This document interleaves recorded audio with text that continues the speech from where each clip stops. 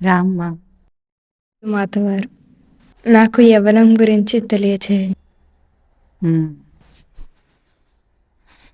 కావలసిన ప్రశ్న, కావలసిన సమాధానం సరిగ్గా అడిగావు. అయితే ముందు ఒకటి అడుగుతా, నువ్వు చెప్పు. ఇప్పుడు నీకు అనుభవంలో యవ్వనం వచ్చింది. ఈ చెప్పే అనుభవం కూడా నీకు రావాలి. కానీ ఇప్పుడు నీకు ఉన్నట్లుగా యవ్వనం అంటే ఏం తెలుస్తోంది? ఏం మార్పు తెలుస్తోంది? స్పష్టత లేదు మాతవారు. సరే, అయితే ముందు తెలుసుకుందాం. యవ్వనం అంటే ఒక దశ. దశ అంటే స్టేజ్ ఆఫ్ లైఫ్. అర్థమవుతుంది కదా? అంటే మనిషి పుట్టినప్పటి నుండి శైశవ, బాల్య, కౌమార, యవ్వన, వార్ధక్య దశలు అని 5 దశలు ఉంటాయి. ఈ 5 దశల్లో యవ్వనం ఇప్పుడు ఎన్నోది? శైశవ, బాల్య, కౌమార, 4వది యవ్వన దశ. అయితే ఈ దశలను ఎట్లా వేరు చేసి చూపించారంటే, శరీరం, మనిషి దేహంతో పుడతాడు. ఆ శరీరంలో మార్పులు వస్తూ ఉంటే, దేహంలో మార్పులు వస్తూ ఉంటే దానికి ఆ మార్పులను దశలుగా చూపించారు. ఇది 4వ దశ అని చెప్పుకున్నాం. ఇప్పుడు శైశవం అంటే ఎట్లా ఉంటుంది? మనిషి అడ్డాల పాపడు, ఇన్ఫెన్సీ అంటారు. ఇన్ఫెంట్గా పుడతాడు. ఇన్ఫెంట్. ఆ అడ్డాల పాపడుగా ఉన్నవాడు నెమ్మదిగా లేచి కూర్చొని నడుస్తాడు. అడ్డాల పాపడుగా ఉన్నప్పుడు శిశువు అంటారు. శిశు ప్రాయానికి సంబంధించింది శైశవం. అతను ఏమవుతాడు? సంవత్సరం అయితే లేచి నిలబడతాడు, నెమ్మదిగా నడుస్తాడు. 2 సంవత్సరం వచ్చేటప్పటికి 2వ సంవత్సరంలో పరిగెత్తుతాడు. అవునా? ఆ 2వ సంవత్సరంలో పరిగెత్తే అప్పటి నుండి బాల్యం అంటారు. అంటే ఇంకా శిశువు కాదు, వాడు బాలుడయ్యాడు. ఆ బాల్యం నుండి 6వ 7వ సంవత్సరాల దాకా ఎట్లా ఉంటుంది? ఇంకా ఆటలు, చపలత్వము బాలుడికి పూర్తిగా ఇంకా ఎదిగి రాలేదు. ఆ ఎదిగి రాని ఆ చపల వయస్సుని బాల్యం అంటున్నారు దేహంతో పోల్చి. ఆ తర్వాత ఏముంటుంది? 8వ సంవత్సరం నుండి కౌమార అవస్థ వస్తుంది. ఆ కౌమార దశలో ఎట్లా ఉంటుంది? బాల్య చపలత్వం పోయి ఇంకా యవ్వనం రాకుండా మనసు దేహంతో పాటుగా అక్కడ తన లోపల భావాలు కూడా మారుతూ ఉంటాయి. ఒక తేడా తెలుస్తుంది మనిషికి. పెద్దవాడిని అవుతున్నానని ఒక తేడా తెలుస్తుంది. ఇంకా పూర్తిగా పెద్దవాడు కాడు, కానీ తేడా తెలుస్తూ వస్తుంది. ఆ తర్వాత 15-16 సంవత్సరాల దగ్గర నుండి ఇంకా తేడా వస్తుంది, మార్పు దేహంలో వస్తుంది, మనసులో వస్తుంది. ఆ 16వ ఏటి నుండి యవ్వనం అంటారు. 16 నుండి 18 ఆ మధ్యకాలం నుండి యవ్వన దశకు వస్తుంది దేహం. ఆ దేహం ఎట్లా వస్తుంది? పూర్తిగా దేహం పెరగటం అనేది 18 సంవత్సరాలకు. అంటే మానవ దేహం ఎంత ఎదగాలో ఆ యవ్వన దశ వచ్చేటప్పటికి పూర్తిగా ఎదుగుదల వచ్చేసింది దానికి. ఆ ఎదుగుదల నుండి మళ్ళీ 40వ సంవత్సరం దాకా యవ్వనం అనే అంటారు. యూత్ అంటే 40 సంవత్సరాల దాకా.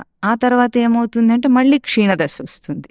అంటే ఇంతదాకా మానసికంగా, దేహపరంగా కూడా పెరిగిన మనిషి తర్వాత నెమ్మదిగా డిటీరియేట్ తగ్గుతూ వస్తుందన్నమాట. దేహం క్షీణిస్తూ వస్తుంది. తర్వాత ఏమొస్తుంది? ముసలితనం. దాన్ని వార్ధక్యం అంటారు. అంటే వృద్ధుడవుతాడు. 60 ఏళ్ళు దాటితే, అంటే ఆ మధ్యకాలము 40 నుండి 60 దాకా మొత్తం ముసలాడు కాడు, కానీ తగ్గుతూ వస్తుంది. ఆ శక్తి ఏది ఉందో అది తగ్గుతూ వస్తుంది. 60 నుండి ఇంకా పూర్తిగా మళ్ళీ క్షీణదశ, ముసలితనం, వృద్ధాప్యం వస్తూ ఉంటుంది. ఇది దేహంతో కొన్ని దశలు మారటం మనం చూస్తున్నాం. ఈ దశలు దేహంతోనే వస్తాయా, మనసుతో కూడా వస్తాయా?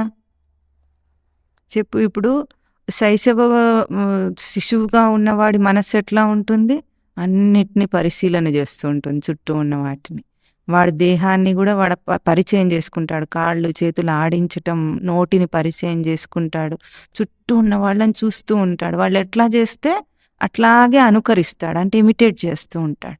అట్లా చేసి దేహాన్ని పలకరించే ఆ మనస్సు ఎట్లా ఉంటుంది? పరిచయం చేసుకుంటుంది. జీవితాన్ని పరిచయం చేసుకోవటానికి దేహాన్ని, మనుషుల బుద్ధుల్ని అన్ని చూస్తుంటాడు వాడు. ఆ తర్వాత బాలుడు ఎట్లా ఉంటాడు? ఇప్పుడు దేహమేమో నడవటం దాకా అన్నొచ్చేసినాయి వాడికి. కాళ్ళు చేతులు ఆడించటము, చెవులతో వినటము, కళ్ళతో చూడటం అన్నొచ్చేసినాయి వాడికి. ఇప్పుడు పరిగెత్తుతున్నాడు వాడు. దాన్ని ఎట్లా మొత్తం దానికి అంటే మనస్సు మారుతూ ఉంటుంది, దేహము మారుతూ ఉంటుంది అన్ని దశల్లో, అంతేనా? దేహం మారటం ఒక్కటి కాదు కదా, లోపల మనస్సు కూడా దానికి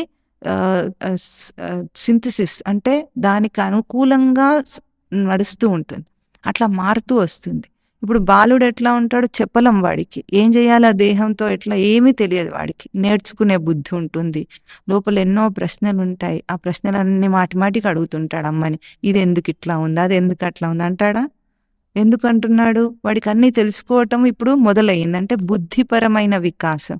శైశవావస్థలో దేహపరమైన వికాసం వచ్చింది. ఇప్పుడు బుద్ధిని కూడా పెంచుకోవటం అనేది కొంత మొత్తం ఉండదు, కానీ సందేహిస్తాడు. ఇది ఎందుకు ఇట్లా ఉంది, అన్నిట్లో వేలు పెడతాడా లేదా? క్యూరియాసిటీ, వాడికి ఒక కుతూహలత వస్తుంది. ఒక పిల్లవాడిని స్కూల్లో ఇంటర్వ్యూకి తీసుకెళ్ళామనుకో, వాడు ఏం చేస్తాడు? ప్రిన్సిపల్ బల్ల మీద ఉన్న పేపర్ వెయిట్ పట్టుకొని తీస్తాడు. అది తీయద్దు అన్న ఎటికసీ, ఆ మర్యాద గౌరవం వాడికి ఏం తెలియదు. ఇది ఎందుకు, ఏమిటిది అని తీసి చూస్తాడు. అక్కడ పెన్ స్టాండ్ ఉందంటే పెన్ను తీస్తాడు. ఏది ఉంటే అది తీసి చూస్తాడు. ఆ చపలత్వం ఎందుకు ఉంది అంటే లోపల ఒక కుతూహలత ఉంది. క్యూరియాసిటీ వల్ల కానీ, అల్లరి వల్ల కాదు. అది ఎందుకు తెలుసుకోవాలన్న అది పెరిగి కొంత ఆ బాల్య చపలత్వం ఎట్లా ఉంటుంది? అల్లరిలాగా ఉండి మనకేమో ముద్దు కూడా వస్తుంది అప్పుడప్పుడు. ఇంకెక్కువైపోతే ఈ కాలం పిల్లలు హైపర్ యాక్టివ్ అయిపోయారు. ఆ హైపర్ యాక్టివిటీని తల్లిదండ్రి తట్టుకోలేకపోతున్నారు. అది బాల్య చపలత్వం. దాని తర్వాత ఏం చేస్తాడు? కౌమార దశ వస్తుంది. ఇప్పుడు ఆ కుతూహలత వాడి ఆలోచన కూడా పెరుగుతుంది. ఇప్పుడు ఇంతకాలం ఏమో కేవలం అడగాలి అనే ఉంది ప్రశ్న.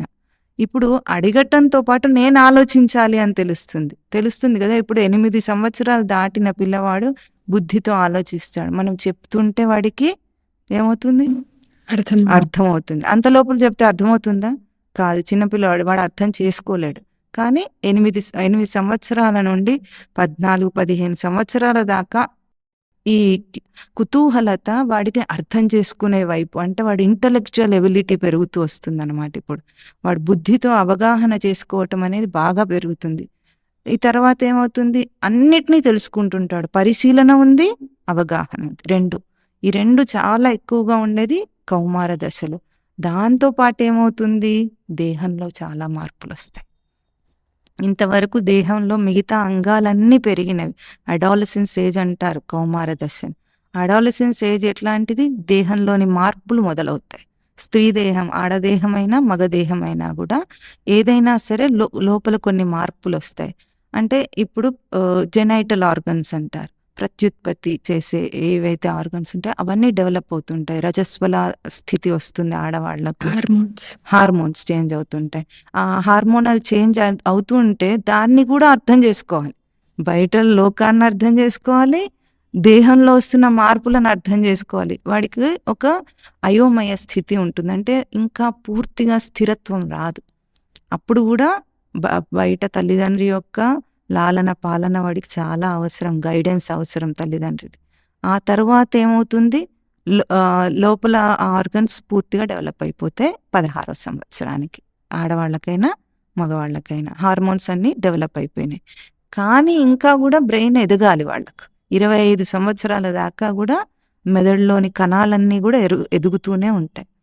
ఇప్పుడు ఎట్లా ఉంటుందంటే ఈ లోపలి ప్రభావం, హార్మోన్స్ యొక్క ప్రభావం ఉంది, బయట చూస్తున్న లోకం యొక్క ప్రభావం ఉంది. అంటే బయట లోకం ఎటువంటి పరిసరాల్లో మనం ఉంటాము, చిన్నతనం నుండి అది ఉంటుంది. ఈ పెరుగుతున్న అంతకాలము కూడా ఎటువంటి పరిసరాలు, ఎటువంటి కంటెంట్కి మనం ఎక్స్పోజ్ అవుతున్నాం, అంటే బయట నుండి ఎటువంటి విషయాలు గ్రహిస్తున్నాడు, దీని ప్రభావం చాలా ఉంటుంది. ఇప్పుడు క్యూరియాసిటీ ఉంది. పిల్లల ముందు ఎట్లా ఉండేది? ఆడుకుంటారు వాళ్ళు. బాల్యంలో ఎట్లా ఉంటుంది? బయట ఆటలు ఆడతారు వాడు. ఆడినప్పుడు వాడికి ఎన్నో దేహంలో ఫిజికల్ యాక్టివిటీస్ గురించి తెలుస్తూ ఉంటాయి. అట్లా కాకుండా ఎట్లా ఒక మెళకువ తెలుస్తుంది. అంటే ఒక టాలెంట్ కూడా డెవలప్ అవుతుంది. ఈ కాలం పిల్లలు ఆడటం లేదు. మొత్తం అంతా ఫోన్‌లకి అతుక్కుపోయి బతుకుతున్నారు. అంతేనా? ఇప్పుడు ఈ తేడా కౌమారంలో గూడా ఉంటుంది. యవ్వనంలో గూడా ఉంటుంది. అంటే బయట నుండి ఎటువంటి విషయాలు తాను గ్రహిస్తున్నాడు. లో దేహాన్ని అర్థం చేసుకోవటమే చాలా కష్టమైన పని. ఎందుకంటే దేహంలో బాల్య దశ నుండి కౌమార దశ దాటుకుంటూ ఒక అనూహ్యమైన మార్పు, తనకు తెలియని మార్పొచ్చేసింది. ఆ మార్పుకు తగినట్టు ఇప్పుడు మనసు గూడా ఎదగాలి. బుద్ధి గూడా ఎదగాలి. దాన్నర్థం చేసుకోవాలి. బయటేమో ఏదేదో తెలుస్తుంది వాడికి. స్కూల్‌కెళ్తున్నాడు, స్నేహితులతో తిరుగుతున్నాడు, కాలేజ్‌లకెళ్తున్నాడు. ఇప్పుడు మొబైల్‌లో బోలెడంత కంటెంట్ వస్తుంది. దాంట్లో రకరకాలుగా ఉంటాయి వాడికి. అంటే ఒకటి గేమ్స్‌కి అడిక్షన్ లాంటిదొకటుంటుంది. కాకుండా కార్టూన్ ఫిల్మ్స్ ఉంటాయి. అవి గాకుండా ఇంకేవేవో సోషల్ మీడియాలో ఎన్ని రకాల వీడియోలుంటాయి. అన్ని సబ్జెక్ట్స్ మీద. దేనికి వాడు ఎక్స్‌పోజ్ అవుతున్నాడు. దీన్ని బట్టి ట్రాన్సిషన్ అంటాం. అంటే ఒక దశ దాటి ఇంకో దశకెళ్తున్న మధ్య దశలో మనిషి ఒక అలజడిని అనుభవించాల్సొస్తుంది. దీనికి నిజంగా అలజడి అనుభవించాల్సిన అవసరం లేదు. సరైన గైడెన్స్ ఉంటే, అంటే తల్లిదండ్రి యొక్క పాలన, స్కూల్లో టీచర్ల యొక్క గైడెన్స్, మళ్ళీ వాళ్లకు స్నేహితులు, ఎటువంటి స్నేహం ఉంది, ఇవన్నిటి ప్రభావం దాని మీద ఉంటుందా ఉండదా? ఇప్పుడు నువ్వు బయట తిరుగుతున్నావు, నీకు తెలుస్తుంది కదా ఎటువంటి లోకం ఉందో మన చుట్టూ. అయితే ఇవన్నీ కూడా బ్యాలెన్స్ చేసుకోవాలి. ఈ యవ్వన దశ ఏమిటంటే, యవ్వనం అంటే ఈరోజు నీకేం తెలుసు లోకంలో మనుషులు ఎట్లా ఉన్నారు? యూత్ ఎట్లా ఉంది ఇప్పుడు? యూత్‌లో ఏమేమి ఉంటాయి చెప్పనా? ముందు వాళ్లకు స్వేచ్ఛ, ఫ్రీడమ్ కావాలి. ఒక అడాలసెన్స్ ఏజ్ నుండి, కౌమార దశ నుండి యవ్వన దశకు వచ్చేటప్పటికి ఇన్నాళ్ళు అమ్మా నాన్న చెప్పిన మాట వింటున్నారు. ఇప్పుడు ఎట్లా ఉంటుంది వాళ్ళ మైండ్ సెట్, వాళ్ళ ఆలోచన విధానం ఎట్లా ఉంటుంది? నాకు ఫ్రీడమ్ కావాలి, స్వేచ్ఛ కావాలి. అన్ని విషయాల్లో నేను ఏం తినాలన్నా నాకు స్వేచ్ఛ కావాలి, నేను బట్టలు కట్టుకోవటంలో నాకు స్వేచ్ఛ కావాలి, నేను తిరగటంలో నా స్వేచ్ఛ కావాలి, నా వస్తువులు అని ఒక ప్రైవసీ అంటారా ఈ కాలంలో, స్పేస్, పర్సనల్ స్పేస్ అంటారా, అవునా, అది కావాలి నాకు అన్ని. అంటే ఇంతకాలం తల్లిదండ్రికి ఉన్న అటాచ్మెంట్ని దూరం చేసుకొని వాడి వయసు వాళ్ళతో తిరగటం మీద ఆసక్తి పెరిగిపోతుంది. ఇంతకాలం అమ్మ కావాలి, ఇప్పుడు అమ్మ మీద నాన్న మీద అంత వాళ్లకు దృష్టి ఉండదు, వాళ్ళతో గడపాలని అనిపించదు. ఇప్పుడు ఏం కావాలి? పర్సనల్ స్పేస్ కావాలంటాడు. దానికి తెలుగులో ఏం అర్థం ఉందో తెలియదు. నాకంటూ ఒక వ్యక్తిత్వం ఉంది అన్న వ్యక్తిత్వం వస్తుంది కదా, అదొకటి ఉంటుంది, ఫ్రీడమ్, స్వేచ్ఛ. రెండవది high ambitions, aspirations, greater aspirations. చాలా గొప్పగా ఎదగాలి ఈ ప్రపంచంలో, నేనేదో సాధించాలి. చదువులో, ఉద్యోగాల్లో, వృత్తి వ్యాపారాల్లో, సాంకేతికంగా నేనేదో సాధించాలని ఉంటుందా ఉండదా? మొత్తము ఇన్ని దశల్లో చూసుకున్నప్పుడు అన్నిటికంటే ఎప్పుడు ఎవరికి ఆస్పిరేషన్స్ ఎక్కువ ఉంటాయి? యూత్, యవ్వనంలోనే ఉంటాయి. అంటే హై పొటెన్షియల్ అన్నమాట. అప్పుడు వాడికి కొంత కూడా నిస్పృహ ఉండదు. కొంత లోకంలోకి వెళ్ళిన తర్వాత వేరే విషయం, కానీ ముందు ఎట్లా ఉంటుంది? 10th క్లాస్ అయిపోతుంటే ఇంటర్మీడియట్లో నేను ఏదేదో చదివేస్తాను, ఏదో సాధించాలి అని ఉంది. రెండవది అది. మూడవది ఈ కాలంలో ఏమిటంటే, దేహంలో వచ్చిన మార్పులను బట్టి సాంగత్యం కోరుకుంటాడు. స్త్రీలకు పురుషుల మీద, పురుషులకు స్త్రీల మీద, అంటే ఆడవాళ్ళకు మగవాళ్ళ మీద, మగవాళ్ళకు ఆడవాళ్ళ మీద తెలియకుండానే ఆకర్షణ ఏర్పడుతుంది, అవునా? ఇదొకటి. ఇంకొకటి, ఒక సామెత ఉంటుంది, ఏమిటంటే యవ్వనంలో పంది కూడా అందంగానే అనిపిస్తుందట. అంటే ఎట్లా ఉన్నవాడైనా సరే, ముక్కు మొహం రూపురేఖలు ఎట్లా ఉన్నా సరే, పొట్టి పొడవు రంగు, ఇవన్నీ 16 ఏళ్ల వయసు నుండి ఒక అందం వస్తుంది. ఈ అందం కూడా దాని మీద కూడా దృష్టి వస్తుంది. ఇప్పుడు వీడికి అందంగా కనిపించాలి, ఆడవాళ్ళకు వస్తుంది, మగవాళ్ళకు కూడా వస్తుంది. ఆకర్షణతో పాటు అందం మీద, అంటే ఈ భౌతిక దేహం మీద ప్రీతి పెరుగుతుంది, అవునా? ఈ 4 ఉంటాయి. దీనికి తగ్గట్టుగా వాడు బయట అలవాట్లన్నీ చేసుకుంటూ ఉంటాడు. దేనికి ఒకటేమిటి? మొదటిది స్వేచ్ఛ, ఫ్రీడమ్. రెండవది స్పేస్. పర్సనల్ స్పేస్, నాకంటూ ఒక వ్యక్తిత్వం కావాలంటాడు. ఇంకా మూడవది ఫ్రెండ్షిప్. ఫ్రెండ్షిప్స్, రిలేషన్షిప్స్, ఫ్రెండ్షిప్స్ ఇవి కావాలంటాడు. నాలుగవది అందం, ఫిజికల్ బాడీ మీద ఎక్కువ దృష్టి వచ్చేస్తుంది. అవునా? భౌతిక దేహం బాగా, ముఖం బాగా కనిపించాలి, బట్టలు ఇవన్నిటి మీద అప్పుడే దృష్టి వస్తుంది. చిన్నపిల్లలకి ఏ వేసినా తల్లిదండ్రి ఆలోచననే కానీ వాళ్ళకి వాటి మీద దృష్టి ఉండదు. ఉంటుందా? ఉండదు. ఈ కాలం పిల్లలు కొంత మార్పు వచ్చింది, వాళ్ళకు కూడా దృష్టి ఏర్పడుతుంది. అది కూడా తల్లిదండ్రి వల్లనే. ఇది మంచి, ఇది గొప్ప అని తల్లిదండ్రులు నేర్పించటం వల్ల వస్తుంది. కానీ సహజంగా పిల్లలకు వాటికంటే ఎక్కువ ఆటల మీద ఉంటుంది. కానీ యవ్వనంలోకి వచ్చేటప్పటికి ఎంత ఉన్నవాడైనా సరే బట్టలు అవి ఇవి బాగుండాలి, నాకు అవి ఇవి ఏవో కావాలని మొత్తానికి ఆశ వస్తుంది. ఇవి తీర్చుకోవటానికి మనిషి ఏం చేస్తాడు? 16వ సంవత్సరంలో మొదలుపెట్టిన పరుగు పందెం, రన్నింగ్ రేస్లో వెళ్తున్నాడు అనుకో మనిషి, వేగంగా పరిగెత్తుతున్నాడు. వాడు పక్కకు తిరిగి చూడగలడా? చూస్తే ఏమవుతాడు? బొక్క బోర్లా పడిపోతాడు. అంతేనా? వాడికి పక్కన ఏం జరుగుతుందో కూడా తెలియదు. వాడి దృష్టి అంతా ఒకే వైపు ఫోకస్ చేసి ఉంటుంది. ఇంక పక్కకు తిరిగి చూసే తీరిక ఉండదు. ఎంతవరకు? 60 వచ్చేదాకా. 60 వచ్చేదాకా జీవితంలో ఎన్నో మార్పులు వచ్చేస్తాయి. ఉద్యోగాలు వస్తాయి, చదువుకుంటాడు, ఉద్యోగం వచ్చేస్తుంది, పెళ్ళవుతుంది, పిల్లలు పుడతారు. వాళ్ళు అయినా అదే అనమాట, ఇంకా గొప్ప గొప్ప గొప్ప మెరుగు, గొప్ప మెరుగు. మెరుగైన జీవితం అంటే తెలుస్తుందా నీకు? ఇంకా బాగుండాలి, ఇప్పుడున్న దానికంటే బాగుండాలి, ఇప్పుడున్న దానికంటే బాగుండాలి, గొప్పగా ఉండాలి. ఇది ఎప్పుడు 16వ ఏట మొదలైతే ఎప్పటిదాకా ఉంటుంది? 60 వచ్చేదాకా వాడికి పాపం ఇట్లా తిరిగి చూసే అంత వ్యవధి లేకుండా పరిగెత్తుతాడు. తిరిగి చూసుకునేటప్పటికి దేహం చూస్తే ఎట్లా అయి ఉంటుంది? అప్పుడు ఎప్పుడైతే ఆస్పిరేషన్స్ మొదలైనయో, గొప్ప కావాలనుకున్నాడో, ఇప్పుడు ఆ దేహము దానికి సహకరించదు ఇంకా పరిగెత్తటానికి. అంటే సహజంగానే సృష్టి రచన ఏం చేస్తుంది? ఇంకా పరుగు పందాన్ని ఆపు ఆపు అంటుందన్నమాట. అంతేనా? వార్ధక్యం వస్తుంది. ఇప్పుడు వార్ధక్యం వచ్చిన తర్వాత ఇంకా చింత మొదలవుతుంది, దేహం మీద ఆరోగ్య చింత. శంకరాచార్యులు వారు చెప్తారు, బాలస్తావత్ క్రీడాసక్తః, తరుణస్తావత్ తరుణీసక్తః, వృద్ధస్తావత్ చింతాసక్తః, పరే బ్రహ్మణి కోపినసక్తః. బాలుడుగా ఉన్నప్పుడేమో ఆటల్లోనే ఆసక్తి ఉందట. యవ్వనం రాగానే తరుణం అంటే యవ్వన తరుణం రాగానే అప్పుడు ఆడవాళ్ళకు మగవాళ్ళ మీద, మగవాళ్ళకు ఆడవాళ్ళ మీద ఆకర్షణ ఉందట. వృద్ధస్తావత్ చింతాసక్త, పరే బ్రహ్మణి కోపినసక్తః. ఇంకా వాడు వచ్చిన జీవితంలో ఎందుకు వచ్చాడో దాని మీద ఎవరికీ ఆసక్తి లేదు, తీరిక లేదు. నీకు ఒక మహామంత్రం తెలుసా? ఇప్పుడు లోకంలో ఉన్నది టైం లేదు. టైం లేదు మహామంత్రం చెప్పిస్తున్నారు అందరు. ఎప్పటి నుండి టైం ఉండదు వాడికి? ముందు పూర్వమేమో బాల్యావస్థ దాటి కౌమారావస్థ కన్నా ఉండేది. ఇప్పుడు అట్లా కాదు. వాడు 3వ సంవత్సరంలో ఎల్కేజీలో చేరుస్తారా, అప్పటి నుండి వాడికి టైం ఉండదు. అప్పటి నుండి చదువులు, ఎక్స్ట్రా కరికులర్ యాక్టివిటీస్ అంటారు అమ్మ నాన్న. ఇంకేం చేయాలి వాళ్ళు? కాంపిటీషన్స్లో పాల్గొనాలి, పోటీల్లో పాల్గొనాలి, ఫస్ట్ ప్రైజ్ రావాలి, ఇంకా గొప్పగా ఉండాలి. అప్పటి నుండే, ఎప్పుడు?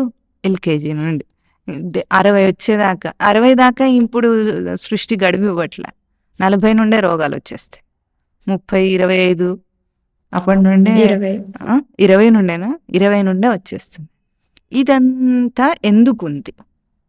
ఈ వ్యవస్థ ఎందుకుంది అంటే భగవద్గీత ఒక మంచి శ్లోకంతో చెప్తుంది. దేహినోస్మిన్ యథా దేహే కౌమారం యవ్వనం జరా తథా దేహాంతర ప్రాప్తి ధీరః తత్ర న ముహ్యతి. అంటే స్వామి అక్కడ ఏం చెప్తున్నారంటే, ఈ 5 దశలు కాకుండా ఇంకో దశను చూపిస్తున్నారు. ఆ దశ మనం పట్టించుకో. మనిషి పరిగెత్తటంలో ఆ దశ గురించి ఆలోచించటం లేదు. ఇక్కడ అసలు జీవితం అంటే ఏమిటో ఇప్పుడు చెప్తా. ఇప్పుడేమో నీకు కనిపించే జీవితం. ఇదంతా నీకు పరిచయమేనా? ఇంతవరకు పరిచయం. వృద్ధాప్యం ఇంకా పరిచయం లేకపోయినా చూస్తుంటే తెలుస్తుంది. అంతేనా? లోకం ఇంతవరకు నీకు పరిచయం.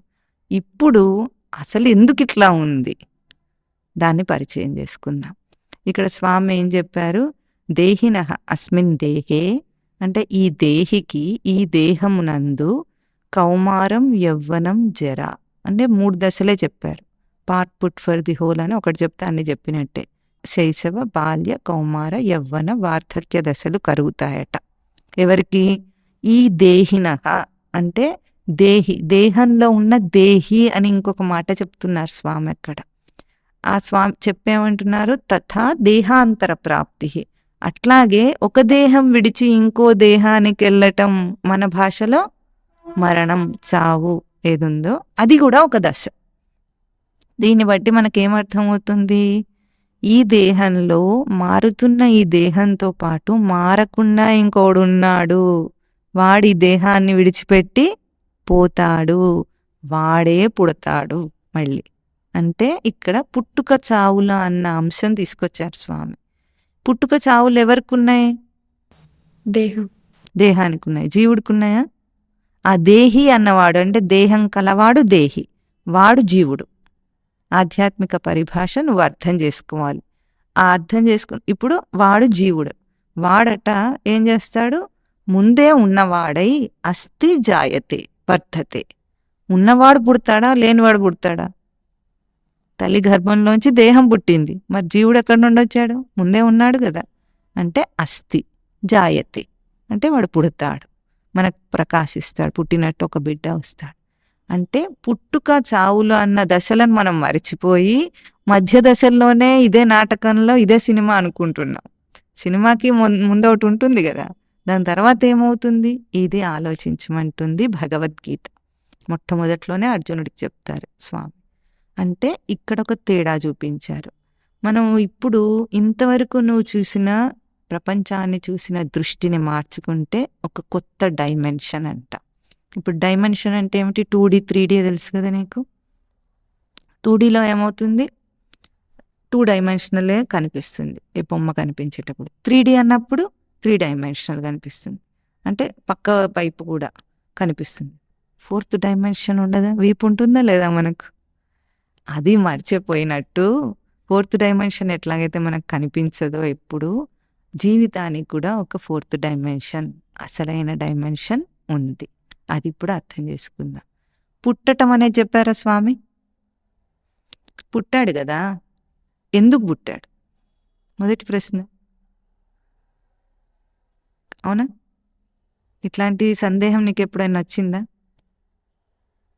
నేనెవరు, ఎందుకు పుట్టాను, ఎక్కడి నుండి వచ్చాను, ఎక్కడికి వెళతాను, ఈ మధ్యలో ఇన్ని విషయాల్లో జీవితంలో నేను ఎందుకు ఇరుక్కున్నాను? ఎప్పుడైనా నీకు ఇలాంటి ఆలోచనలు వచ్చినాయా? వచ్చాయా? మరి అప్పుడు ఏం చేసావు? అందుకే మీ దగ్గరకు వచ్చాను, వివరంగా చెప్పండి మాకు. ఇవి ప్రతి మనిషి జీవితంలో ఎప్పుడో అప్పుడు తప్పకుండా కలిగే ప్రశ్నలు. కానీ అందరు ఏం చేస్తారంటే ఓవర్లుక్ అంటే నీకు అర్థమవుతుంది, దాటేస్తాడు, పట్టించుకోడు.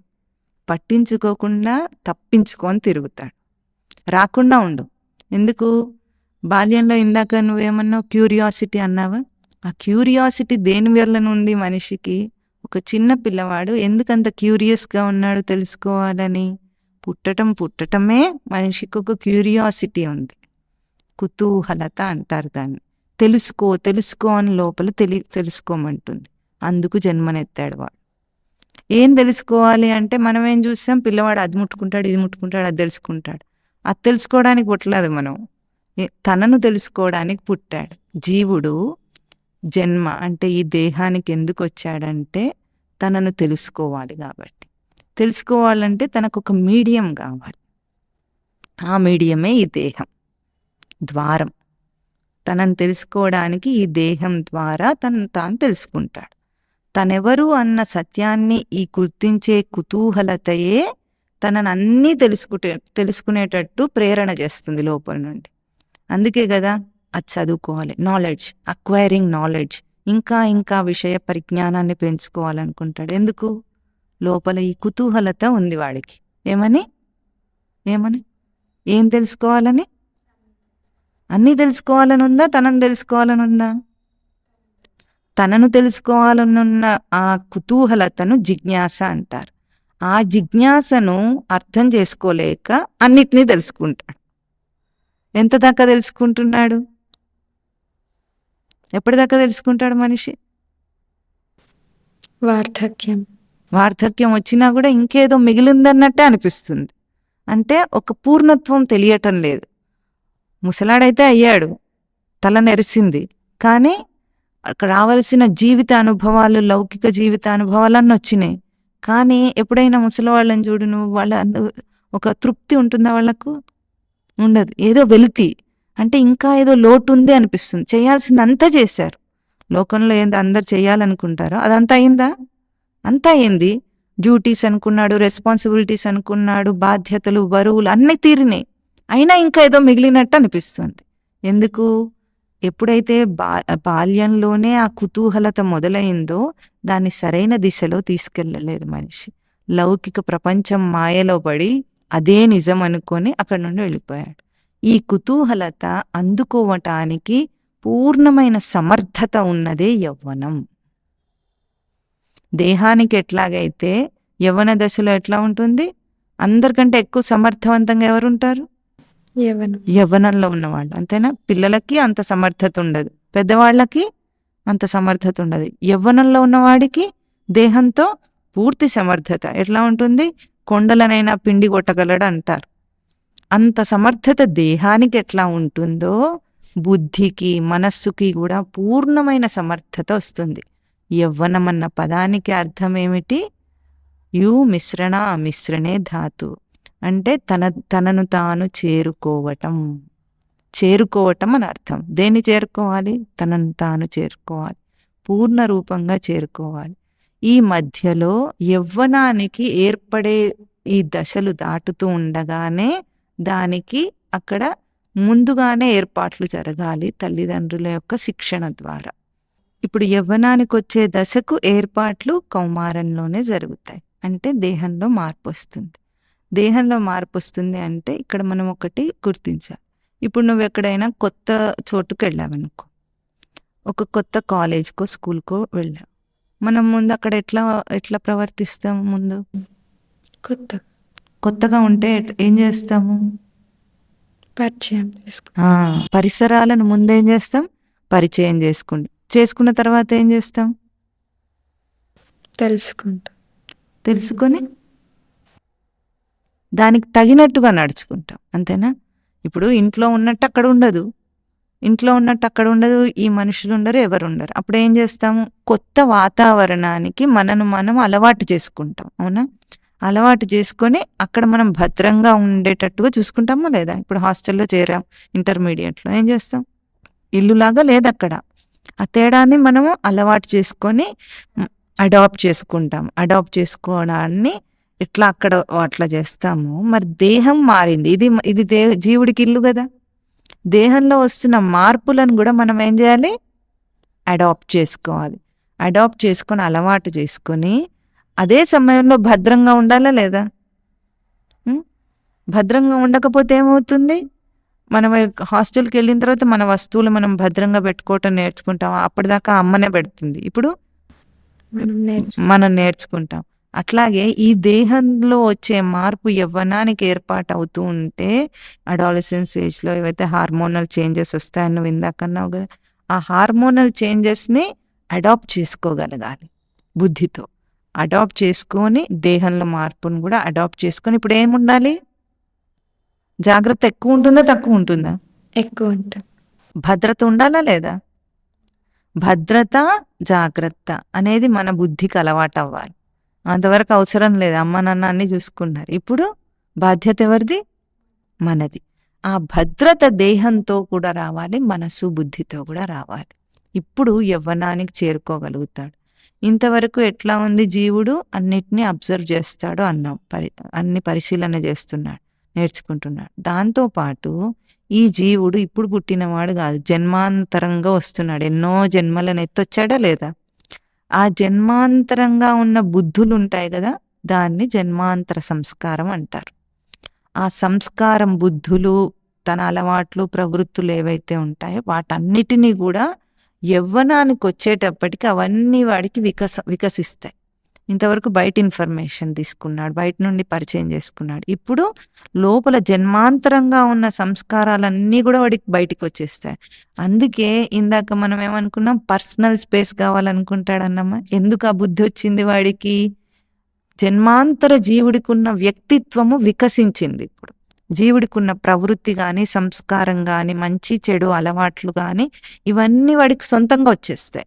అప్పుడు మార్పు వచ్చి ఇది నాది సొంతం అన్నది తెలుస్తుంది. ఇంతవరకు ప్రపంచం ఏం చూపించిందో అది చూశాడు, ఇప్పుడు తన సంస్కారంతో చేరుతాడు. అయితే ఈ జన్మాంతరంగా వచ్చిన జీవుడు మనిషి జన్మనెత్తాడు. ఇప్పుడు పశుపక్ష్యాదుల జన్మ నుండి మనిషి అయ్యాడు. ఇప్పుడు మనిషికి ఉండే లక్షణాలన్నీ వస్తాయి. ఒక మొదటి మానవ జన్మ కావచ్చు, 100 మానవ జన్మలు, ఎన్నో వందల మానవ జన్మలు ఎత్తి ఉండొచ్చు. సంస్కారం వికాసిస్తుంది. అందుకే మనుషుల్లో చూసావు ఎంత తేడా ఉంటుంది ప్రవర్తనలో. అందరు ఒకలాగా ఉంటారా? ఉండరు. పిల్లలు ఉండరు, పెద్దలు ఉండరు, ముసలాళ్ళు కూడా ఒక్కలాగా ఉండరు. ఎందుకంటే ఆ జీవుడికి ఉన్న అనుభవాలతో ఉన్న సంస్కారం అవి ఇప్పుడు యవ్వనంలో వస్తాయి. వచ్చినప్పుడు మనిషి తన జీవితాన్ని ఎందుకు జన్మనెత్తాడో ఆ జీవిత రహస్యం తెలుసుకోవాలి. అది యవ్వనంలో జరుగుతుంది. కంప్లీట్ పొటెన్షియాలిటీ ఎట్లా ఉంటుందో అట్లాగే బుద్ధిపరమైన వికాసం, సంస్కారపరమైన వికాసం అన్నీ వస్తాయి. ఎందుకు? ఇప్పుడు తనను తాను తెలుసుకోవాలి అని అనుకున్న ఆ జన్మ రహస్యాన్ని యవ్వనంలో గనక దాన్ని ప్రయోగంలోకి తీసుకొస్తే తప్పకుండా తనకు అది జరుగుతుంది. అందుకే కదా యవ్వనంలో ఇప్పుడు మోటివేషనల్ క్లాసెస్ స్పీకర్స్ అందరూ వచ్చి ఏం చేస్తారు, మీరు ఏదనుకుంటే అది సాధించగలరు అని చెప్తారా? ఎందుకు సాధించగలరు? ముసలాడికి చెప్తే సాధిస్తాడా? చెప్పడు. మధ్య వయసు వాళ్ళకి చెప్తే సాధిస్తారా? సాధించరు. ఎవరు? యవ్వనంలో ఉన్న వాళ్ళు మాత్రమే సాధిస్తారు. అట్లాగో చెప్తారు లోకంలో. ఇది కూడా జీవుడి యొక్క జన్మ అవకాశం ఎందుకు వచ్చిందో, వాడి జన్మ రహస్యం ఏమిటో, వాడికి కావాల్సింది ఏమిటో అది కూడా ఎప్పుడు సాధిస్తాడు? యవ్వనం. అందుకే తనను తాను చేరుకుంటాడు. చేరుకొని ఏం చేస్తాడు? ఆ చేరుకున్న సంస్కారంతో భావి జీవితం అంతా యవ్వనం నుండి వార్ధక్యం దాకా వృద్ధి పొందుతాడు. వార్ధక్యం వేరు, ముసలితనం వేరు. ముసలితనం అంటే ఏమిటో తెలుసా? రోగాలు, రొస్ట్లు వస్తాయి, మోకాళ్ళ నొప్పులు వస్తాయి, పళ్ళు ఊడిపోతాయి, కళ్ళు కనిపించవు, చెవులు వినిపించవు, ఇంకా దృష్టి పెట్టలేడు, ఏది కాదు. ఇది ముసలితనం. వార్ధక్యం అంటే వృద్ధి పొందటం. యవ్వనం అంటే వయసులో రావటం కాదు, ఎట్లాగో తనతో చేరటం ఎట్లాగో. వార్ధక్యం అంటే అనుభవంలో వృద్ధి పొందటం వార్ధక్యం. వృద్ధుడు అవ్వాలి కానీ ముసలాడు కాకూడదు మనిషి. ఎట్లా అవుతాడు? యవ్వనంలో సరిగ్గా సాధన చేస్తే, సరిగ్గా జీవితానికి కావలసినట్టు బ్రతికితే అప్పుడు వృద్ధుడు అవుతాడు. కాకపోతే ఏమవుతాడు? ముసలివాడైతే చచ్చిపోతాడు. వృద్ధుడైతే అమృతత్వమును పొందుతాడు. అంటే ఈ దేహంతో ఎదిగిన వాడే జన్మను దాటేస్తాడు.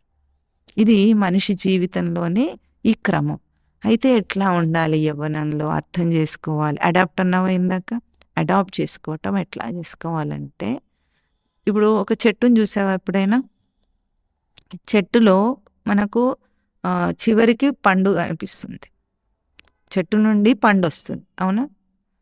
పండు రావటానికి ఏమేమవుతుందో తెలుసా నీకు? మామిడి చెట్టును చూసావా ఎప్పుడైనా? మామిడి పండు రావటానికి ముందేమవుతుంది? పూత వస్తుంది. పూత వచ్చి పువ్వు పూత రెక్కలని రాలిపోయి లోపల కాయ వస్తుంది. ఆ కాయ పెద్దదై దాంట్లో బీజంతో సహా అది పెద్దదయ్యి కాయ పండవుతుంది. పండిన తర్వాత మనకు మామిడి పండు ఎట్లా ఉంటుంది? తీయగా బాగుంది. ఎన్ని పరిణామాలు వచ్చినాయి, మార్పులు వచ్చినాయి. పూత, కాయ, పండు, పండి పక్వం అవ్వటం, ఆ రైపింగ్ అంటారు. ఇంకా దాని తర్వాత ఏం కాదు, అది రాలిపోతుంది చెట్టు నుండి. అట్లాగే మనిషి దశలు కూడా. ఇప్పుడు లోపల ఎట్లాగైతే పండిన పండు ఎంత పూర్ణంగా ఉంటుందో జీవితం కూడా అట్లా పూర్ణం అవ్వాలి. ఆ పూర్ణమయ్యే దశలో యవ్వనం అనేది ఒక పొటెన్షియల్ స్టేట్, సమర్థవంతమైన స్థానం. ఆ సమర్థతను భౌతికంగా, మానసికంగా కూడా మనిషి బ్యాలెన్స్ చేసుకోవాలి. ఎట్లా చేసుకుంటాడంటే, ముందు భౌతిక జీవిత అలవాట్లను మార్చుకుంటే దేహం ఎట్లా ఏర్పడుతుంది? తిండితో. ఆహారం. ఆహారం. మనం ఏం తింటామో ఆ తిండితో దేహం ఏర్పడుతుంది. దేహం ఇప్పుడు హార్మోన్స్ అన్నాం. హార్మోన్స్ కానీ లోపల ఆర్గన్స్ కానీ దేంతో ఏర్పడుతున్నాయి? వాటి పనితనం దేని మీద ఆధారపడింది? తిండి, బయట తిండి. ఇప్పుడు మనము వాటిని కంట్రోల్ చేయాలంటే ముందేం కంట్రోల్ చేయాలి? మైండ్. మైండ్ కాదు, ముందు తిండిని కంట్రోల్ చేసుకోవాలి కదా. తిన్న తిండే దేహం అవుతుంది. దేహానికి రోగం రాకుండా ఉండాలి. ఇప్పుడు ఎట్లా ఉన్నారు? యవ్వనంలో సరిగా కూర్చోలేడు, నిలబడలేడు. చిన్నపిల్లల దగ్గర నుండి కూడా కూర్చోలేడు. దీన్ని ఏమంటారు? సుఖాసనం అంటారు. అంటే ఇట్లా కూర్చుంటే సుఖంగా ఉండాలని అర్థం. ఇప్పుడు ఇట్లా కూర్చోగలడా? అంటే తన అవయవాలు అంగాలు కూడా తన కంట్రోల్లో లేవు, తన అధీనంలో లేవు. అంతేనా?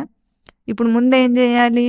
లోపల వచ్చే ఇంత సమర్థతను తెలుసుకోవాలంటే బయట నుండి మొదలు పెట్టాలి. ఏం చేయాలి? దేహం తన స్వాధీనం కావాలి. ఎట్లా ఉండాలి? తను ఎట్లా కావాలంటే అట్లా. ఏది తింటే దేహానికి మంచిదో, తాను తనను పూర్తిగా వాడుకోగలడో అది మార్చాలి. అవునా? ఏది పడితే అది తినకూడదు అన్న తెలివి ముందు ఉండాలి. ఇది యవ్వనం. తర్వాత ఇది దేంతో కంట్రోల్ చేస్తాడు? మనిషి నియంత్రించాలంటే దేంతో అనుకుంటాడు? మనసు స్థానంలో. అంటే ముందు బాహ్య పరిసరాలు, ఇంకొకటి వస్త్రధారణ. ఇప్పుడు మనుషులు ఎట్లా తిరుగుతున్నారు? బట్టలు ఎట్లా ఉన్నాయి వాళ్లకు? ఫ్యాషన్. అంతేనా? ఫ్యాషన్ ఫ్రీడమా కాదా అనుకుంటా. ఒక్క చిన్న లాజిక్ చెప్పమంటావా? Fashion freedom. ఇప్పుడు ఒక మనిషికి ఏదైనా కొనుక్కోవాలని ఉంది, షాపింగ్ మాల్స్కి వెళ్తారు. డిస్ప్లేలో ఉన్నాయి. డిస్ప్లేలో ఉన్న వాటిలో ఏదో ఒకటి సెలెక్ట్ చేసుకుంటాడు. అంతేనా? చేసుకొని ఏం చేస్తాడు? ఇది నా ఇష్టంతో కొనుక్కున్నాను అంటాడు. చిన్న లాజిక్ మిస్ అయ్యాడు. అక్కడ ఉన్న వాటిల్లోనే నువ్వు సెలెక్ట్ చేసుకున్నావు. నీకు కావాల్సింది అక్కడ ఉందా? నువ్వు ఊహించుకున్నావు అనుకో ఒకటి, అక్కడ ఉంటుంది? అది ఉండదు. అక్కడ ఉన్నవి ఎవరు డిజైన్ చేశారు? ఒకానొక ఫ్యాషన్ డిజైనర్ డిజైన్ చేసిన దాన్ని డిస్ప్లేలో పెడితే ఆ డిస్ప్లేలో ఉన్న దాన్నే నువ్వు ఇప్పుడు ఎట్లా హోటల్కి వెళ్తే మెనూ కార్డ్ ఇస్తాడు. నువ్వు అడిగింది మీ అమ్మని అనుకో, మనం ఏది అడిగితే అది వండి పెడుతుంది. మెనూ కార్డ్ ఇచ్చినప్పుడు వాడు డిక్టేట్ చేస్తున్నాడు, నేను ఇవే ఉన్నాయి నా దగ్గర, దీంట్లో ఒకటి తీసుకో అంటున్నాడు. మనం ఏమనుకుంటున్నాం? చాయిస్ ఎక్కువ ఉంది కదా, నేను స్వేచ్ఛగా సెలెక్ట్ చేసుకున్నానని మనం అనుకుంటున్నాం. కానీ నిజంగా జరిగింది ఏమిటి? వాడు డిక్టేట్ చేశాడు దాన్ని. అంతేనా? అదే అమ్మ ఉందనుకో, నీకు ఏది కోరిక పుడితే అది చేస్తుంది. అంతేనా? డిక్టేట్ చేసి ఇది మెనూ కార్డ్ అని అనదు. అట్లాగే పూర్వకాలము బట్టలు తీసుకుని కుట్టించుకునేవాళ్ళు. ఎట్లా కుట్టించుకుంటారు? మనకి ఏ డిజైన్ కావాలో ఆ డిజైన్. ఇప్పుడు రెడీమేడ్ షాప్కి వెళ్తే ఏమవుతుంది? వాడు పొట్టిగా డిజైన్ చేస్తే పొట్టిగా వేసుకోవాలి, వాడు పొడుగుగా డిజైన్ చేస్తే పొడుగుగా వేసుకోవాలి. ఉన్న కొన్ని వాటిల్లోనే మనం సెలెక్ట్ చేసుకుంటున్నామా లేదా? అంటే ఇది స్వేచ్ఛనా, డిక్టేటెడా? డిక్టేటెడ్. ఈ మాత్రం అర్థం కావట్లేదు యువతకు. ఎవరో ఫ్యాషన్ డిజైనర్కి పుట్టిన బుద్ధి లోకమంతా అనుసరించి దీన్ని స్వేచ్ఛ అంటుంది. ఈ స్వేచ్ఛనా? కాదు. ఈ మాట తెలుసుకోవాలి. ఎట్లా ఉండాలి? బట్ట అంటే, వస్త్రం అంటే ఆచ్ఛాదన, కప్పుకొని భద్రంగా ఉంచుకోవాలి మనం ఒళ్ళును. ఒంటిని భద్రంగా ఉంచుకోవటం కోసం బట్ట కట్టుకుంటాడు కానీ ఒళ్ళు వసతి లేకుండా, అంటే కంఫర్టబుల్గా లేకుండా, దాంట్లో కప్పుకొని భద్రంగా ఉండకుండా చలేస్తున్నట్టు. ఇప్పుడు స్లీవ్స్ ఉన్నాయనుకో, స్లీవ్లెస్ ఫ్యాషన్ అని వేసుకుంటారు. చలికాలం కూడా వేసుకుంటారు. అవునా? వేసుకుంటారా లేదా? చలికాలం స్లీవ్లెస్ వేసుకోవటం తెలివి ఉన్నవాడు చేసే పనా, తెలివి లేనివాడు చేసే పనా? తెలివిలేని. ఇంకా మళ్ళీ ఎండాకాలం కూడా వేసుకుంటారు. ఒళ్ళు ట్యాన్ అవుతుందంటారా? మళ్ళీ దానికి ఒక గ్లౌజ్ వేసుకుంటారు. ఇవన్నీ పిచ్చి చేష్టలు చేయకుండా లోపల ఉన్న దేహాన్ని, అవయవాల అంగాలన్నిటినీ కూడా వాటికి బాహ్య ప్రభావం రాకుండా, లోపల హార్మోన్స్ ఎఫెక్ట్ బయటికి తెలియకుండా కప్పుకుంటే భద్రంగా ఉంటుంది. అప్పుడు ఎంత సుఖంగా ఉంటుంది. ఈరోజు పిల్లలకు ఉందే ఒత్తిడి, ఫ్యాషన్ ఫాలోయింగ్ ఒత్తిడి ఉందా లేదా? ఎవడో బలవంత పెట్టినట్టు చేయాలనుకుంటారు. ఈ ఒత్తిడిని అనుభవించుకుంటూ ఎందుకు అనుభవిస్తున్నామో కూడా వాళ్ళకి తెలియదు. ఇంత చిన్న విషయాల నుండి మొదలవుతుంది. అవునా? అక్కడి నుండి మార్చుకోవాలి. తిండి బట్ట. మూడవది మనస్సు. మనస్సు అన్నాము. దీంట్లో ఇందాక ఏం చెప్పుకున్నాం, ఆకర్షణ ఏర్పడుతుంది మగ ఆడ మధ్య అన్నాం. దీన్ని ఎట్లా అర్థం చేసుకోవాలి అంటే, ఇది ప్రకృతిలో సహజంగా ఉన్న ఒక ప్రక్రియ. సహజంగా ఆకర్షణ ఉంది. కానీ ఒక చెల్లెలు ఉంది ఇంట్లో, ఒక అబ్బాయికి. చెల్లెల్ని ఏ దృష్టితో చూస్తాడు? పవిత్రంగా చూస్తాడా, అపవిత్రంగా చూస్తాడా? పవిత్రం. పవిత్రంగా. చెల్లెలు కూడా యవ్వనంలోనే ఉంది, తను కూడా యవ్వనంలో ఉన్నాడు. కానీ భావన ఎక్కడుంది? ఆ దేహం తనను ఆకర్షించలేదు కదా. దేనివల్ల? మనస్సులో పవిత్రత ఉండటం వల్ల అది తనను ఆకర్షించలేదు. సహజం అనుకున్న ఆకర్షణ కూడా కలగలేదు. చెల్లెలు తాకినా కూడా అట్లాంటి చెడు బుద్ధి పుట్టదు కదా మనిషికి. పుడుతుందా? పుట్టదు. ఇప్పుడు చెప్పమ్మా, రిలేషన్షిప్ అనేది భౌతికమా మానసికమా? మానసికమే కదా. మనసులో నువ్వు ఏదనుకుంటే ఆ భావన వస్తుందా? చెల్లెలే కాదనుకో, ఇంకెవరో ఉన్నారు వరుసకు వేరే వాళ్ళు, బంధుత్వాల్లో ఉంటుంది కదా, ఆ వరుసలు వదిన అనుకుంటే, వదిన ఎట్లా చూస్తాడు? పవిత్ర భావన కలుగుతుంది. దుష్టుల సంగతి వేరే, మామూలుగా మనిషికి కలిగే పవిత్ర భావన కలుగుతుందా? అట్లా అంటే రిలేషన్షిప్ అనేది ఒక మానసికమైన వాళ్ళిద్దరి మధ్యలో ఉన్న బంధం. మానసిక బంధం కానీ శారీరక బంధం కాదు. శరీరం వల్ల కలిగే కోరిక తీర్చుకోవటం అనేది కూడా మనసులోనే కలుగుతుంది. అవునా? ఇప్పుడు ఈ రోజుల్లో మనుషులు ఏం చేస్తారు? రిలేషన్షిప్లో బ్రతుకుతారు. అవునా? దానికి కూడా మాకు స్వేచ్ఛ కావాలని అడుగుతున్నారు.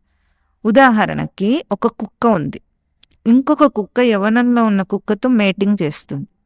దాని తర్వాత అది వదిలేసి తిరుగుతుంది, ఎక్కడికన్నా తిరుగుతుంది, పోతుంది, అంతే. ఇప్పుడు ఆ కుక్కకు స్వేచ్ఛ ఉంది. నీకు స్వేచ్ఛ కుక్క లాంటిది కావాలా, మనిషి లాంటిది కావాలా? మనిషికి ఉన్న రిలేషన్షిప్స్ ఇంతేనా చెప్పు? ఎట్లాగున్నాయా? ఉండవు కదా. కుక్కకున్నట్టు మనకు ఉంటుందా? కుక్క తల్లి కూడా పిల్లల్ని కంటుంది, తర్వాత కొన్ని రోజులు మాత్రమే పాలిస్తుంది, తర్వాత పిల్లల దారి, తల్లి దారి. పశువులన్నీ అట్లాగే చేస్తాయి.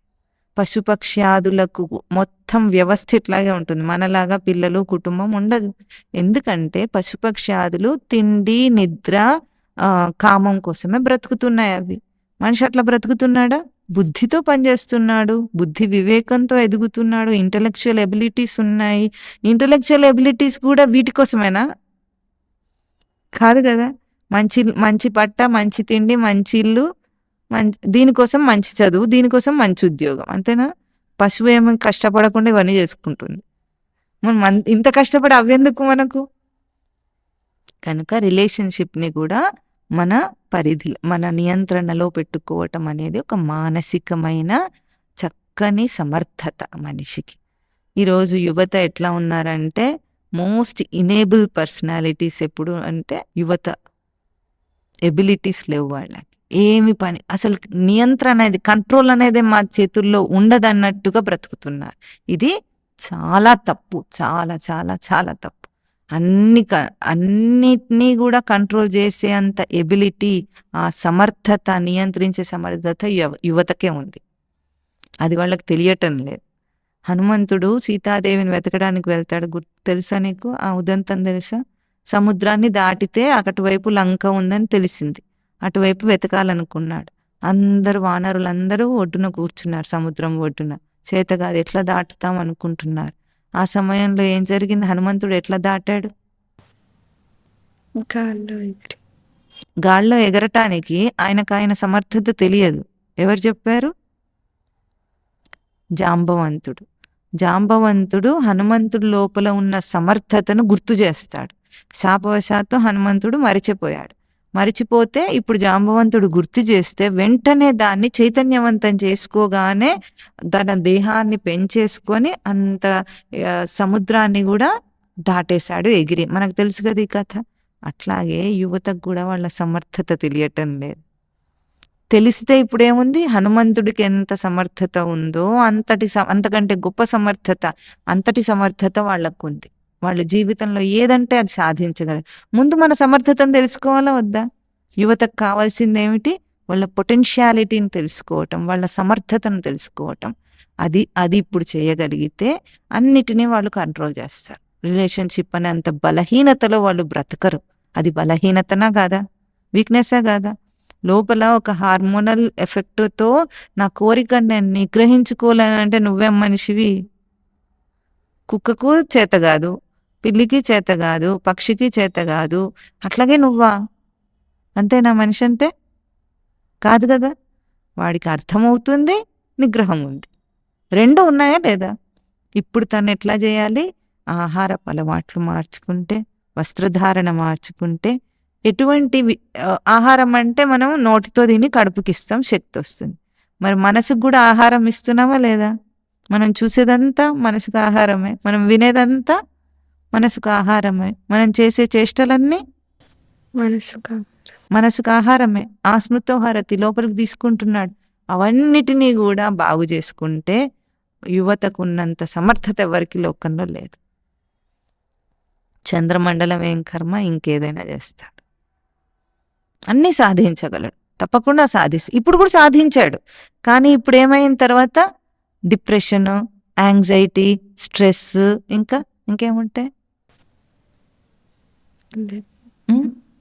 ఆత్మన్యూనతాభావం అంటే తన మీద తన నమ్మకం లేకపోవటం, ఇవన్నీ వచ్చినాయా?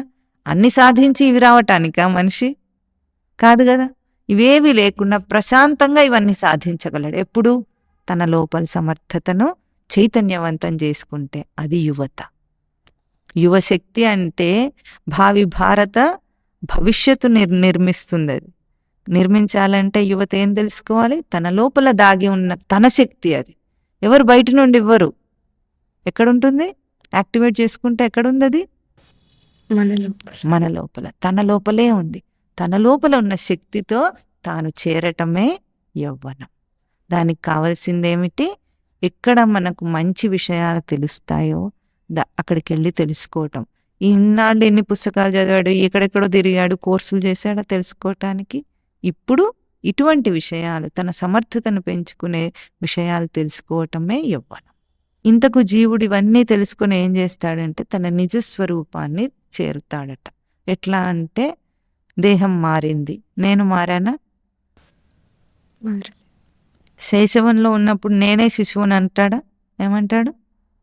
నేనే శిశువుని అనుకుంటాడు. బాల్యంలో ఏమంటాడు? ఏమనుకుంటాడు? నేనే బాలుడు. కౌమారంలో నేనే కౌమారం. యవ్వనంలో నేనే యవ్వనం. నేనే వృద్ధాప్యంలో నేనే వృద్ధుడి అనుకుంటున్నాడా? ఇవన్నీ దశలు మారినాయి. నేనే అనుకునే నేను స్వరూపం మారిందా?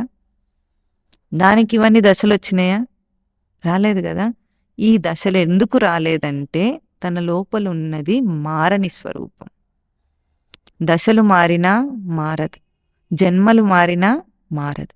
ఆ నేను అన్నది తన లోపల ఉన్న సచ్చిదానంద స్వరూపం అంట. సచ్చిత్ ఆనందం అంటే ఎటర్నల్ ఎగ్జిస్టెన్స్, కాన్షియస్నెస్, బ్లిస్. అంటే ఏమిటంటే మారకుండా ఉన్నది, ఎప్పుడూ ఉండేది. ఎట్లా ఉంది? తనకు తెలుస్తూ ఉందా, తెలియకుండా ఉందా? తెలుస్తూ ఉంది. ఇప్పుడు కూర్చొని ఉన్నావు కదా, కూర్చొని ఉన్నప్పుడు దేహం యొక్క స్పృహ ఉందా? లోపల అర్థం చేసుకుంటున్న అవగాహన యొక్క బుద్ధి స్పృహ ఉందా? ఉన్నది స్పష్టంగా ఉందా? ఇవి ఉండి అది కూడా ఉందా లేదా? అది లేకపోతే ఇవి ఉంటాయా? ఉండవు. అందుకే మనిషి అన్నీ మర్చిపోతాడు, నేర్చుకున్నవన్నీ. నేనున్నానని మర్చిపోతాడు ఎప్పుడన్నా? మరిచిపోలేడు. మర్చిపోతాడా? మరవాడు. ఎందుకు? అది గుర్తుపెట్టుకున్న మెమరీ అంశం కాదు. దాన్ని ఏమంటారు? స్వతసిద్ధం. తనకై తానున్నది, తన ఉనికి అంటారు. ఆ ఉనికియే సత్. చిత్ అంటే ఏమిటి? ఆ ఉనికిని యాక్టివేట్ చేసుకోవటం, అంటే చైతన్యవంతం చేసుకుంటే చిత్ లక్షణం. ఇప్పుడు తలకాయ ఊపాలనుకో, ఎక్కడి నుండి తలకాయ ఊపాలనుకుంటున్నావు? మనస్సులో ఒక భావం అర్థమైంది కాబట్టి తలకాయ ఊపావు. ఊపడానికి శక్తి ఎక్కడి నుండి వచ్చింది? శక్తి ఉంది ముందే. ఉందా లేదా? శక్తి ముందే ఉంటే ఇప్పుడు ఊపితే ఊగింది. శక్తి లేకపోతే ఊగదు. ఇప్పుడు దీపం వెలగాలంటే స్విచ్ చెయ్యాలి. స్విచ్ చేస్తే ఎందుకు వెలిగింది? ఇదివరకే కరెంట్ అందులో పాస్ అవుతూ ఉంది కనుక మనం స్విచ్ చేస్తే వెలిగింది. కరెంట్ లేకపోతే వెలగదు. అట్లాగే ఈ లోపల మన లోపల ఉన్న విద్యుత్ ఏదుందో అది చైతన్యం. నేనున్నాను అన్న స్ఫురణ రూపంలో మనకు తెలుస్తూ ఉంటుంది. అది చైతన్యం. దానివల్ల తానెప్పుడూ గొప్పవాడే, పూర్ణుడే. అది ఆనందం. లోకంలో ఎన్ని పొందినా ఇందాకేమన్నా వృద్ధులకి పూర్ణత్వం తృప్తి కలిగిందా? డబ్బు సంపాదిస్తే తృప్తి కలుగుతుందా? నోటితో చెప్పు. కలగదు. కలగదు. పేరు ప్రఖ్యాతలు, స్టేటస్ వీటి వల్ల తృప్తి కలుగుతుందా? కలగదు. కలగదు.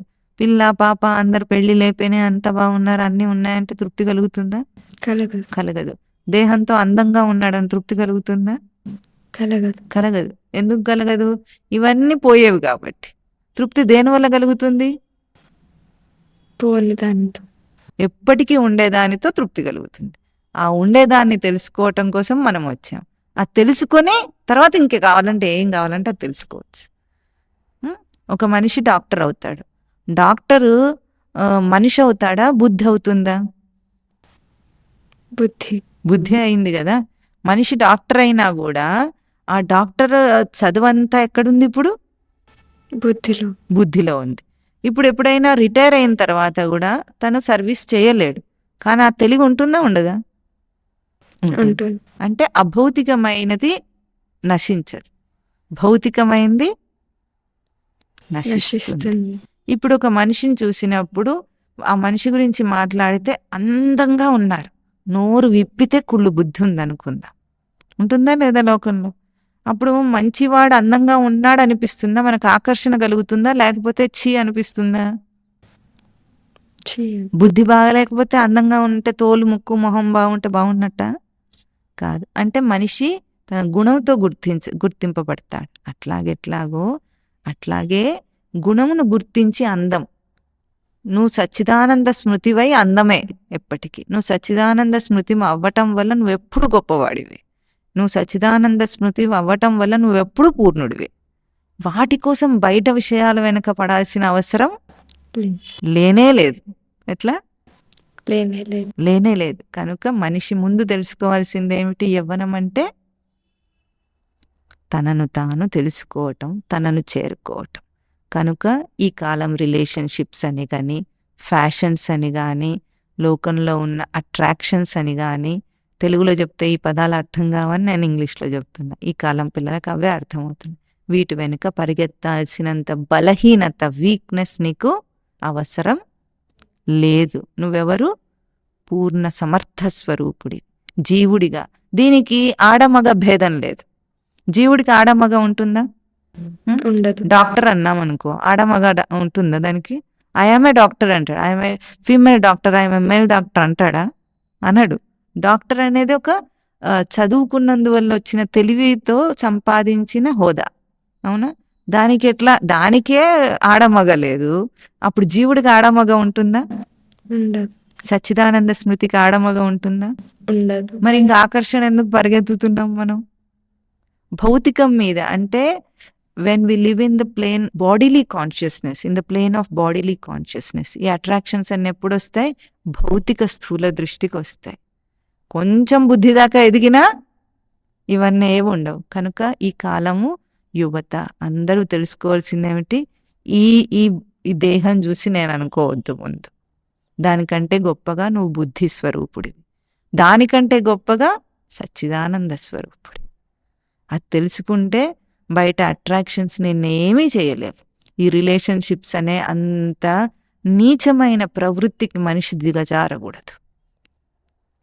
యవ్వనంలో మనిషికి ఇంకా వచ్చే మార్పు ఏమిటి? ప్రత్యుత్పత్తి చేయటం. అంటే ఒక ఆడ దేహంలో కానీ మగ దేహంలో కానీ వీర్య కణాలు ఏర్పడటము, ఇక్కడ అండకణాలు ఏర్పడటం ఎందుకు జరుగుతుంది? సృష్టిలో ప్రత్యుత్పత్తి అనే ఒక గొప్ప అంశం ఉంది.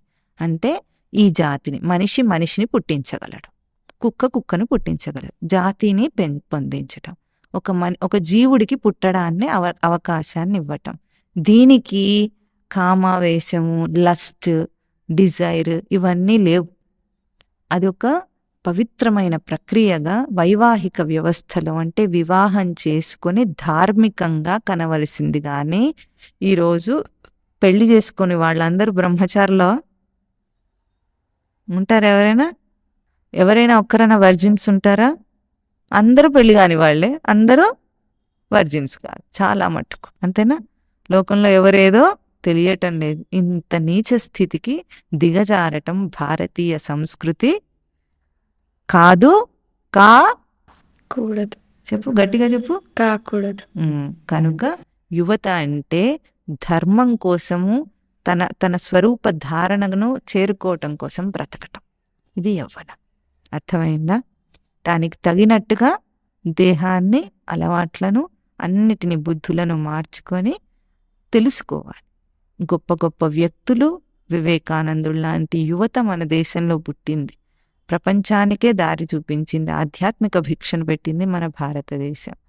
ఆ దారిలో యువత నడవాలి. దీన్నే మనము సెల్ఫ్ స్టడీ అంటున్నాం. అంటే తనకు తన విద్య. 25 సంవత్సరాలు చదువుకునే విద్యలన్నీ బయటి విద్యలు. ఈ విద్య తన విద్య. తనకు తన పరిచయం చేస్తుంది, జీవితాన్ని పరిచయం చేస్తుంది. కనుక యవ్వన దశ సమర్థవంతమైన దశ, చేతకాని దశ కాదు. అది తెలుసుకో. ఇప్పుడు నీకు అర్థమైందా యవ్వనం అంటే ఏమిటో? అర్థమైంది.